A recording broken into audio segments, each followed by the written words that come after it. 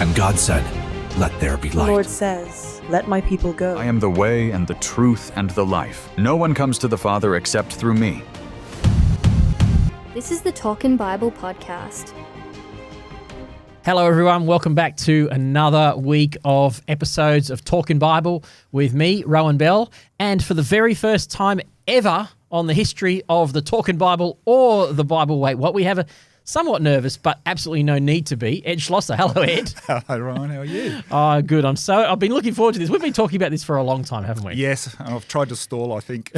Couldn't stall him any longer. Ed has a unique gift. You're going to love this, folks. Ed has a unique gift of being able to, I describe it. The best way to describe it is you see parallels. So you're talking about going off on tangents. You don't go off on tangents, Ed. What you have an ability to do is see a parallel thought or see things in ways that lots of people don't see them. And that's what I appreciate about you. Our conversations after Sunday services at Wallandilly are always enlightening. And so I'm really looking forward to it. We've got a few curly passages today. Like there's some complexity in understanding these passages, and I think these are the ones where you come up to me and go, "That makes no sense. What's it mean?" And I always like to simplify things, and sometimes life isn't simple. Yeah. And you look at the earth, and you're going, "That's very complicated, but it's still beautiful and wonderful." That's right. Complexity isn't always bad, is it? No. Right. So we're going to have some fun this week as we go through these. It's going to be spot on. I think we're going to have some great conversations, and it'll give you a chance to showcase some of your parallel thinking that you do. Yep. And I have to say, folks, Ed's got a little black and red book in front of him, and there's a lot of writing in there. So you've done a lot of research. I've tried to. Mm-hmm. Yes, I've tried to. Yeah. But I mean, we'll see how we go. No, it's good. I've said to you a few times that don't stress if you just come and ask questions. That's fine. But I've already had a bit of an insight into some of your research you've done, and that's great. So. Yeah. So we're going to start with parables, and if we do hear any noise during this week's episodes, it's because this building is full of tradies at the moment. We've actually got guys walking up and down in the catwalk in the roof up above us up here, Ed. They're fixing our leaking roof. There's a guy out in the front repairing our elevator. There's one of our guys, Luke Ford, who is a chippy. He's doing some office renovations for us. So if you hear power tools or walking or other voices, just persevere. We'll just plow on through. No worries. We won't worry about it. And oftentimes the audio fixer cuts out a lot of that low-end noise for us anyway, so we'll just plow on if we hear it. Okay, so today we're going to talk about we're going to get to it in a minute, the parable of the vineyard workers, or the parable of the landowner and the workers in the vineyard. It's different names like that. But You wanted to sort of kick off with a bit of a conversation, which I think is really important, around parables in general, this style of teaching that Jesus used, and how does it work and all that sort of stuff, yeah? Yeah. I wrote a few notes, and because I want to make things clear before I go off and shoot my mouth off, really. So I went. It's always good. Yeah. So I just looked up what parables are, and from my understanding is that they're instructions for living, they're instructive lesson, and they're also instructive principles. And my understanding is that parables were spoken for people from all walks of life, backgrounds, and different points of view. So parables transcend time and can teach us today and into the future. That's what I wrote. Absolutely. That's really thoughtful. And parables are future-proof, so they're teachings for the past, present, and also for the future. Excellent. So that's how I exactly. encapsulated it. Jesus used things they understood from ordinary life to illustrate points that were practical, but then because they use everyday life, they become timeless. So, which is important, I think. And people remember these better. If Jesus had just taught facts, we wouldn't have as interesting message today, because it's the fact that it was taught through story that helped people remember. And what I found was that he brings the physical realm of life and then transcends it into the spiritual side of things. Yes, exactly. He uses a physical metaphor to illustrate a spiritual principle. He does that a lot. Yes, that's right. And that's very important to do, to know that, because if we don't do that, sometimes we can try. We'll see it with a parable. I think we'll see it with the parable of the vineyard in a minute. Yep. That the workers in the vineyard, is that we can potentially make it say things. We'll think it's saying things that Jesus is intending it to say, because we don't know the rules for how parables work. So I think that's really important what you're saying. The other thing I'd add to understanding parables is that we don't. One disadvantage we have over the first hearers is that we don't have the cultural context, do we? Correct. So we have to do a little bit of preliminary work to understand the cultural context to which the parable was spoken, and that helps. Once we get that, it's like we're doing service to the people. Or 2,000 years ago, we're going, okay, we're going to honor you by coming into your world a little bit. Then it helps us to interpret what Jesus was saying more accurately. If we try to interpret a first century parable through a 21st century cultural lens, often it won't make sense, or two, we'll actually make it say something it's not saying. So that's a little bit of extra work we have to do. But once we do that, generally I find the parables, I see people's lights go on. They go, oh, what does that mean? And then they get a bit of background and they go, oh, I get it now. Because we just have no framework that they were taking for granted. Yeah. Yeah. Yeah. So, I don't know where to go from here, but there was... Well, why don't you run through some of your notes you got? Because you had some really good notes there you just showed me beforehand. Run over those and we can talk about those.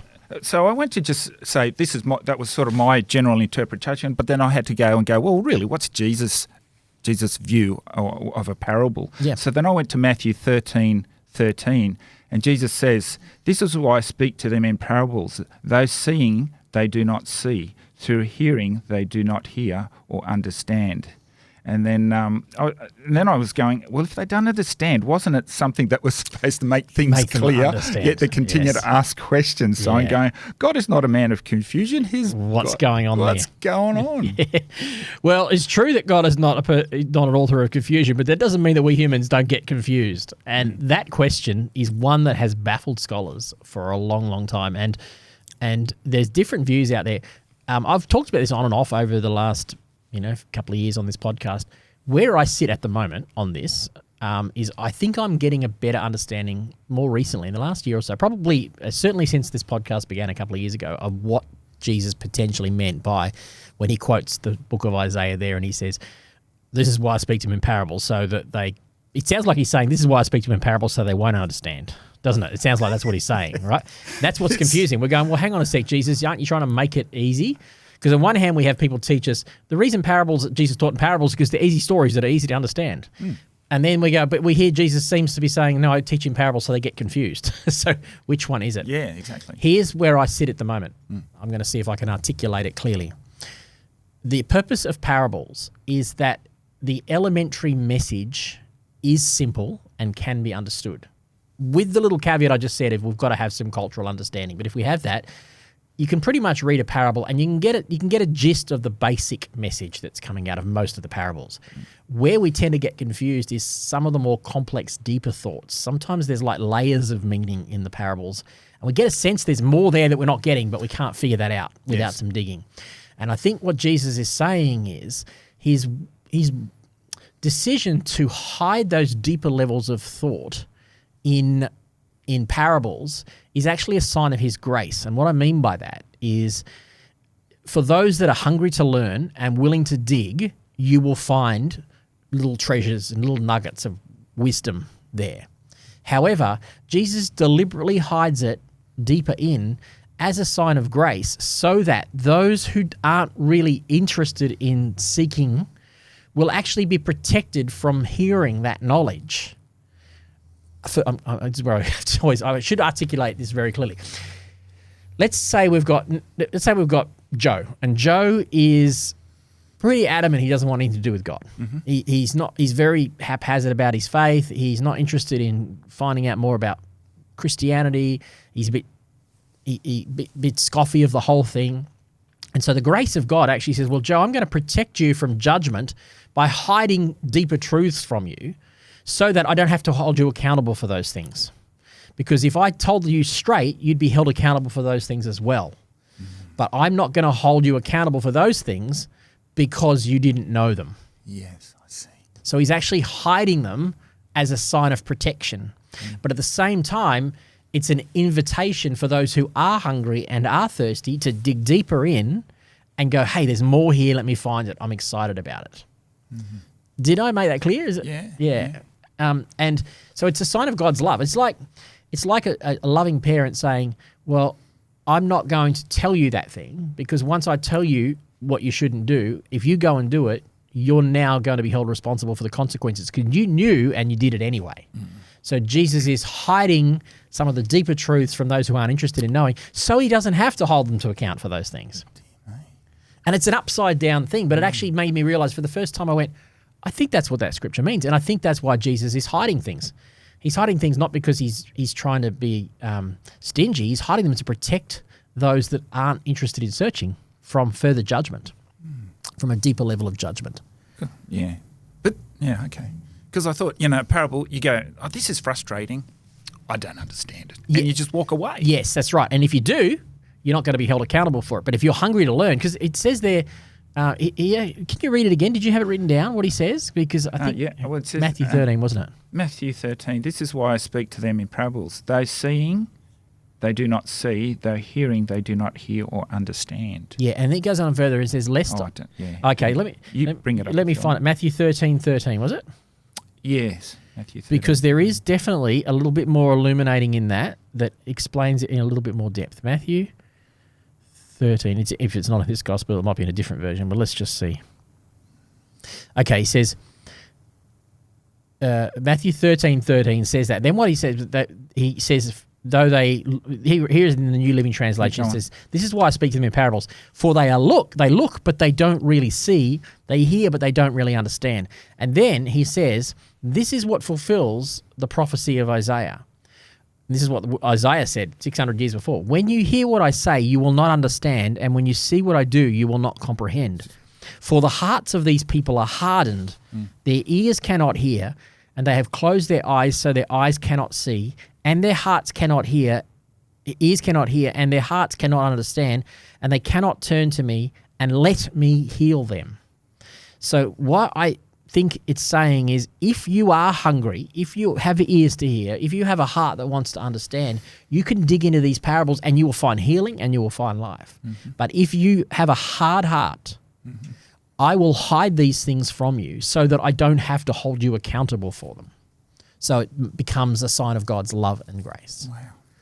But for us who are seeking, like we are on this podcast today, I think it's an invitation. We should see the parables as an invitation to go deeper, dig deeper, find out, wrestle with it, because there are multiple levels in the meaning that Jesus puts in them. Yep. Yeah. That's good. I like that explanation. Well, it's where I'm at the moment, Ed. I still don't think I've tied a bow around it, but it's making more sense to me than that passage has ever done before. Yeah. And I don't even remember. It's not a revelation I came up with myself. I must have heard it on the Bible Project or something somewhere, but and it again, made sense. It proves to me God wants to give us as many chances to come to Him That's as the possible. Point. Yeah, He's not trying to hide stuff to keep us away. He's trying to hide stuff to protect those who refuse, but at the same time, He's hiding stuff so we can go digging for those that are hungry, who want to find the riches. Yeah. I like that. All right, what else have we got in there about parables? What did I have here? Well, I did talk about sort of a self-promotion of our church. When we're talking parables, I said, how can I bring it into the here and now when we think of a parable? And I found just a general example where a parable in today's terms is like hope is the lighthouse that stands tall amidst the stormy seas of despair. Perfect. And I was thinking, well, that's what our Anchor Point Church is all about. That's our desire. Yeah, that's our desire. Anchoring in Christ and what He did and does for us. So good. So that's why I thought that when I saw that thing about the lighthouse and storms and what we stand for, I thought that just really blends in beautifully together. And it's a good modern use of exactly that, a parable or a metaphor or something that's pointing to something else, isn't it? Yeah. I mean, our name, Anchor Point Church, is exactly that. It's a metaphor with multiple levels of meaning. You just read some of them, the lighthouse mentality, the anchoring in a safe harbor, all those things, they all make sense. And that's a good example of how a name or a story, or in this case, just Anchor Point Church, carries deeper meaning for those that are willing to dig. And it blends in with parables. And it blends in with the parables because it's using the same principles, which is not unique to Jesus. He mastered it. But it's a very common rhetorical device that people use in stories and in teaching. School teachers use stories to tell points. I mean, it's to make points. It's a very common use of the language, and so that Jesus, but it's just that Jesus does it on a whole nother level. Yeah. So I thought it was good. That's really good. I like it. All right. So I don't know if I think we've pushed that envelope, have we? And we'd maybe go actually to the story. Okay, let's go to the story. So the story we're talking about today is in Matthew chapter 20. It's a fairly well-known parable, not one of the most well-known, but fairly well-known. The parable of some versions say the parable of the workers in the vineyard. Yeah, that's right. So we'll just do a summary of it for those that are driving and don't want to pull up your Bible and have a look, but you can have a look if you want to. Matthew 20, 1 to 16. So Jesus uses the parable, as many of them, he starts with, this is what the kingdom of heaven is like. And then he describes it's like a landowner who owned a vineyard, and what he did was he needed some people to work in the vineyard. Maybe it was harvest season. And so he did what was the custom at the time. He'd go to the market square. A lot of people were on like day-to-day living back then. So he said, hey, I'll go down to the market square and I'll find some people who are willing to work for me. He finds a few people. He says, hey, come and work for me and I'll pay you whatever it's worth at the end of the day. And they go, great. So it's like first thing in the morning, 9 o'clock in the morning, start of the day or whatever. Great, let's go. And so those guys go and work all day. But he says, I'll go back at lunchtime, and he finds some more people there. And he says, hey, why aren't you working yet? They say, well, no one's hired us. And he says, well, come work for me and I'll pay you whatever you're worth. Great. Like, awesome. And then he goes back right like towards the end of the day. There might be 3 or 4, I can't remember. But he goes back basically 5 o'clock in the afternoon. An hour before finish time, he goes back and he sees more people there. He says, hey, what are you guys doing standing around? They go, well, no one's hired us. He says, well, come and work for me and I'll pay you whatever it's worth. So off they go for the last hour. And then at the end of the day, which is the custom, the landowner would actually just give them a coin, a denarius. And he says, so he calls the ones who've worked for an hour first. And he says, hey, thanks for working for me today. Here's a denarius, a day's wage. And so straight away, the guys who've been working longer hours, they look at it and think, these guys have been here an hour. They've worked an hour and they got the full day's pay. So, man, we're in for a big payout here. We're going to get, we worked 8 hours, they worked 1, so we should get 8 days' wages. Yes. And so they expect that, but as the landowner goes along, he pays everyone the same wage. And they're outraged by that. And the landowner says, hey, why are you complaining? He said, didn't you agree to work for a day's wage? He said, you agreed with it, you're just getting what you deserve. He said, and why should you complain that I am favourable or gracious towards others? What's your deal? What's your problem? So that's the parable in Rohan's metaphor. I don't know if I made it worse or better. Yes, that's right. And so in today's terms, you're going, how unfair? How unfair. On the surface. And Jesus wants us to think that. We should be arrested by that and go, that's not fair. That's because that's what he's trying to get us. That's how we remember it. It doesn't seem fair that someone should work for an hour and get the same as someone who's worked all day. Correct. And then I then delved into going, what does it look like in today's terms? I mean, we'll get to that point, the spiritual term. Yep. But in the physical term, I did a couple of things for in today's a denarius or a denarii. Yep, one denarii. Would be, in today's term, it would be about a day's work would be $50. Okay. So for a day's work. And I just had a look at what things would actually cost. Oh, and also we talked about taxes. I was looking at taxes, and the tax collectors would take 4 to 5% of 4 to 5%. Only 4 to 5. Okay. While here in Australia, we get taxed from 16 to 45%. Exactly. Yep. So, but the cost of living was horrendous for them. Yeah. So, example, if they had to, they were earned, just say $50 for the day. That's your denarii. There you go. Thank you very much. And of course, we can earn, I don't know. Yeah, well, I guess I don't know an average. It depends on the country, but I'd say an average in Sydney for a day's wage across the national average would be $120 a day or something, maybe $150 a day. I don't know. I'm just guessing something like that. Yeah. So, and then I'm going. Here we are complaining about the cost of living, how everything costs so much.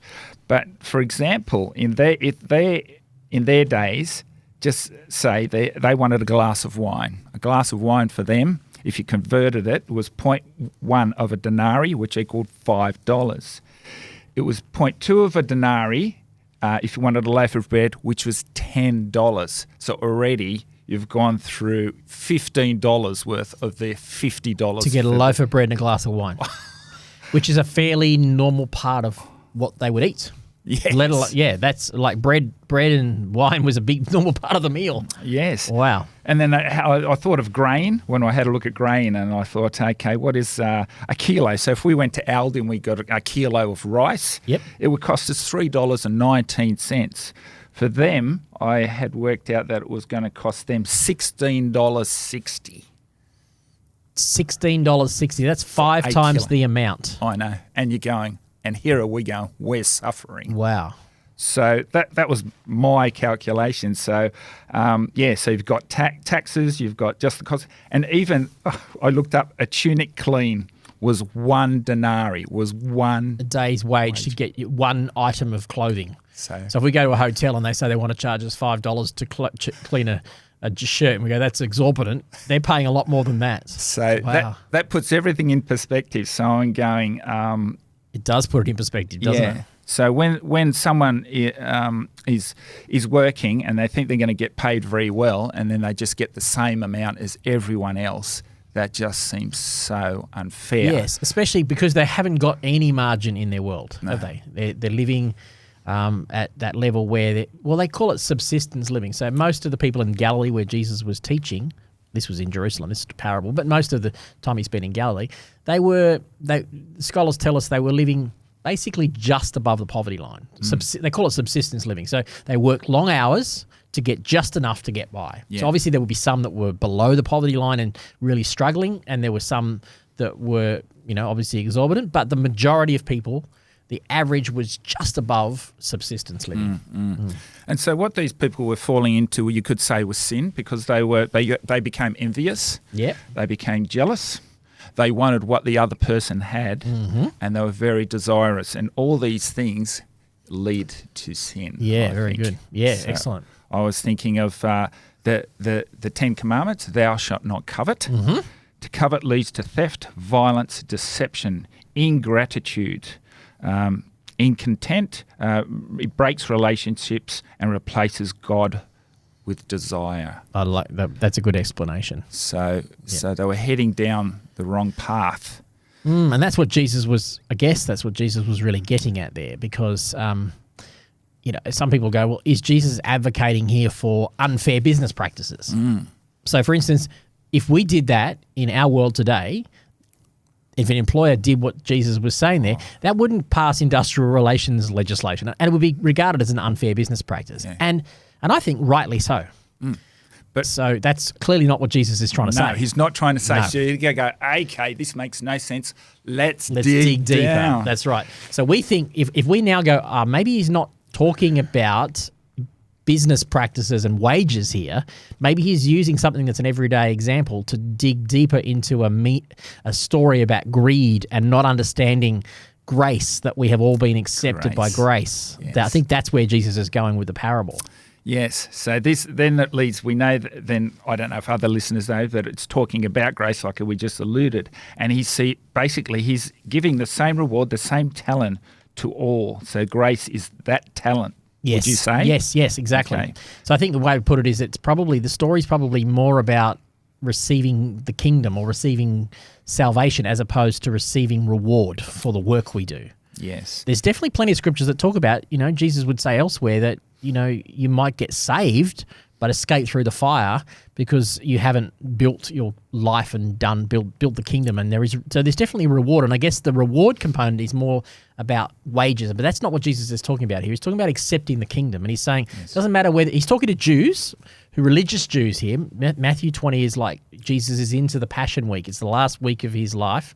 He's really engaging with the religious authorities. And they're self-righteous. They're looking down on everybody else. They think they're entitled. They're like the people who've worked all day. We worked all day. We deserve this. Correct. But then meanwhile, Jesus is out there, and sinners and tax collectors and foreigners are coming into the kingdom, and Jesus is trying to kill. They like the ones that started work at 5 o'clock, and he's saying, you religious leaders, you're whinging and complaining that you've been working, but you don't realize that all the work in the world wasn't going to earn you the kingdom. It was all by grace. Yes. So whether you work 1 hour or 8 hours is actually not the point. Exactly. You need to accept that I'm a gracious landowner. Yes. Yeah. Yes. And so I put it into words that even if you've been devoted to God for all your life, don't be surprised that who will be the latecomers to Christ. And actually, I'd go further and say, and be excited about that. If you really are devoted to God, you really should be excited that there will be latecomers that arrive. That's true. I had a challenge because I talked to Ivana about this. Yep. And I said, imagine, because I have a German background. Yep. And I said, imagine seeing through you see Hitler there. Yes. And go, are you joking? It wrestles with us. And doesn't he it? gave his life at the last minute and going, he got the same talent after everything he did. Yep. And that seems hard. That seems hard. Yeah. And philosophers and theologians wrestle with this. And I think it is worth wrestling with because it's a very real justice issue. I think what we need to what it's important to do is pass out the difference between receiving the kingdom and receiving reward in the kingdom. So, for instance, let's use Hitler as that example. If he repents and accepts the grace of God and he is forgiven, he will be forgiven and accept the kingdom. But that doesn't necessarily mean he gets all the rewards and rights and privileges as somebody who has faithfully served and built their life upon God.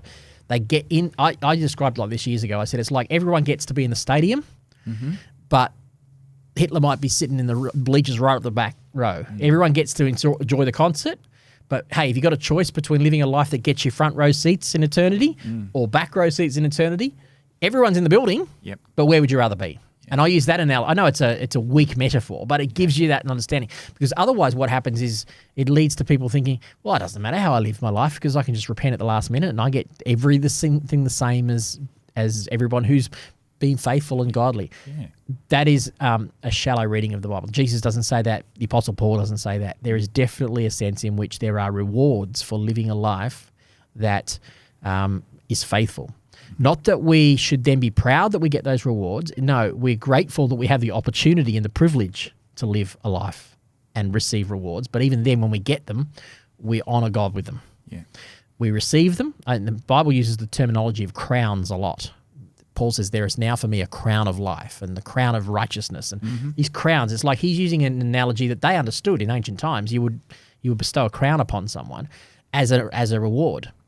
And whether you get the crown of life or the crown of righteousness, it doesn't determine whether you get into the kingdom. You might get in the kingdom, but the Lord says here, Paul, here's a crown of life for you. And if you do that analogy, in the book of Revelation, we see all these elders around the throne representing the people of the earth, and they take their crowns and they lay them back down before God. So, Lord, thank you. You've given me this reward.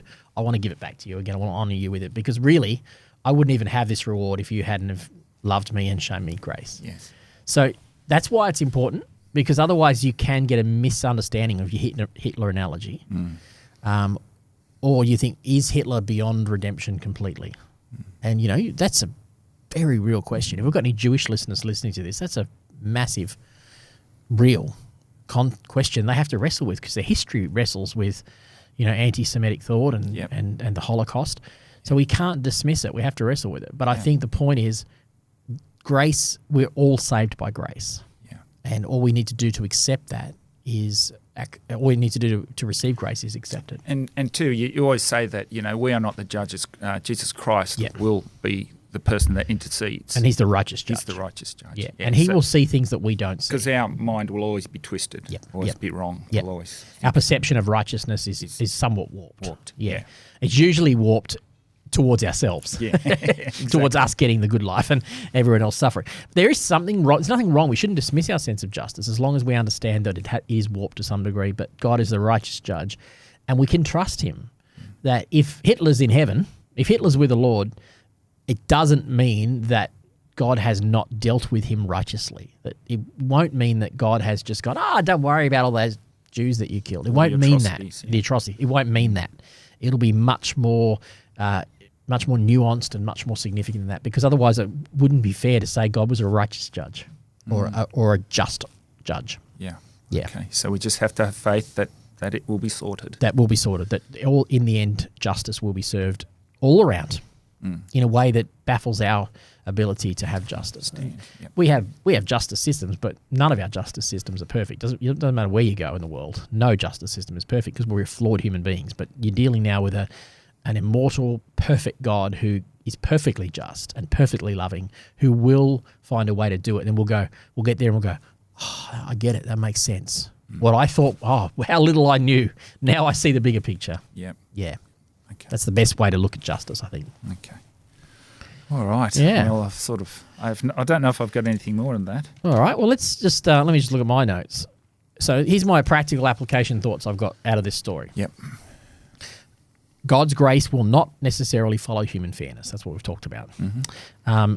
we need to avoid. No, I think we've talked about this. Avoid the spiritual entitlement. Yeah, I deserve this because this is how I was. Yep. I think I said this one too. We should rejoice in others' blessings. We should be rejoicing when we see others blessed, not criticizing or looking down like these guys were. Mm-hmm. And lastly, God sees what we don't see. Yes, I think we've covered those thoughts in our conversation there. Mm-hmm. Yeah. Anything else you want to add? No, nothing at all. Great. All right. Thanks for that. It was fun.